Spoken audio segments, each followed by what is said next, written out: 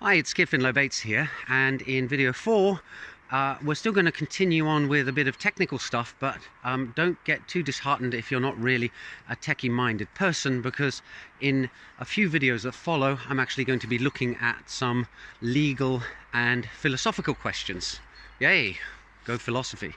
But today we're still in the world of technical stuff, and what I want to look at is the Parity multi-sig wallet contract disaster, which I think happened in 2017.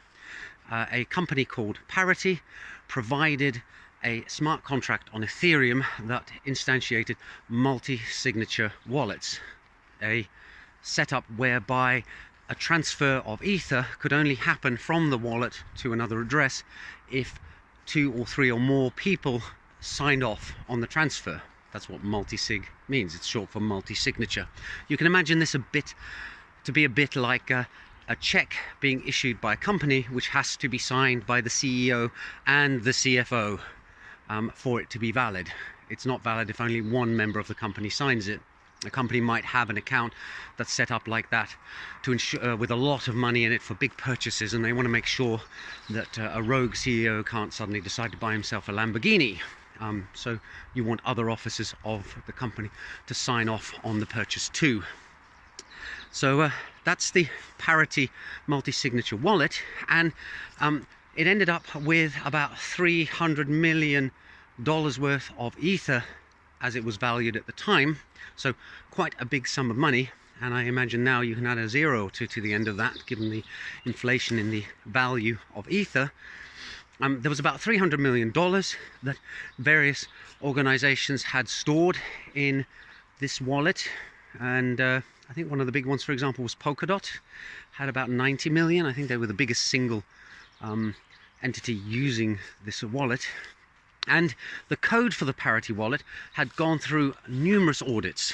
I think maybe 5 or 6 different organizations had looked at the code to check that there weren't any serious flaws or bugs. And it all looked good, and the wallet smart contracts had been deployed, but this is where the error was made. One of the components in the system, because it was a constellation of smart contracts that referred to each other, one of the contracts was known as a library contract, and it had the concept of it being ownable, that the functions within it could only be called by the owner.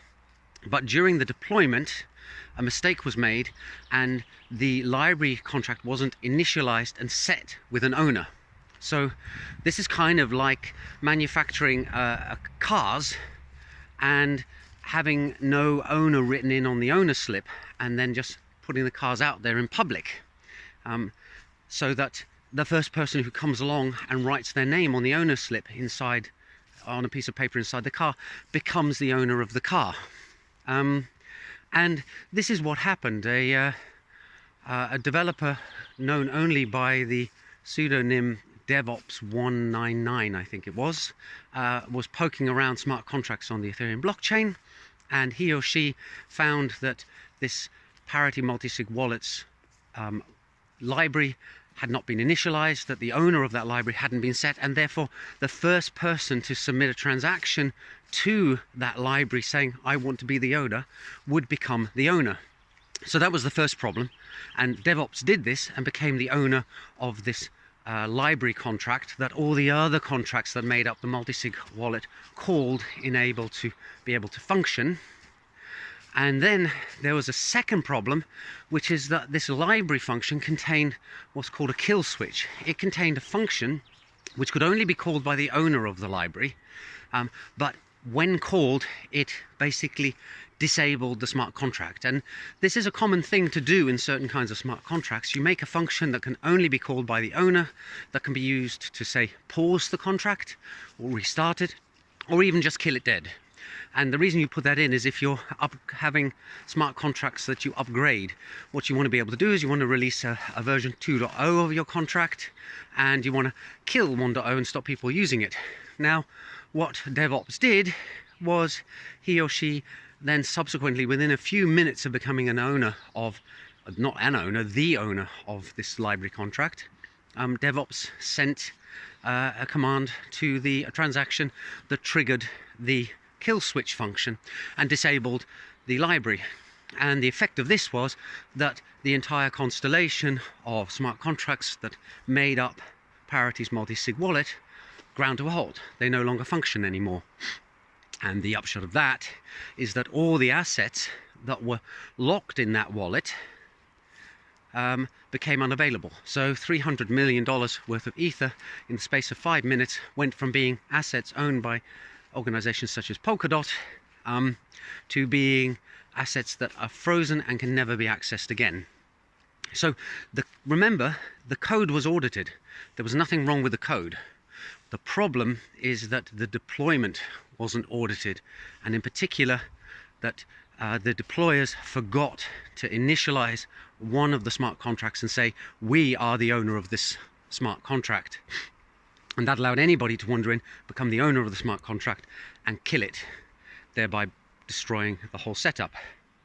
So here, firstly, you can see one of the problems in smart contracts, in that auditing the code is not just enough. You have to audit the deployment as well, and probably there are a whole bunch of other things you need to audit too. Maybe the tests, for example, just to make sure that there is decent coverage.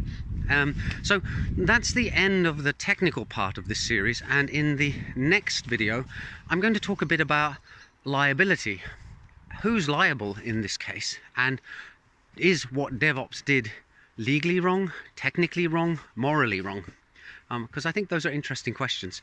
Hope you're enjoying it and it's giving you a bit more of an understanding as to the weird and wonderful world of smart contracts and blockchain, and I'll see you in the next video soon. Bye for now.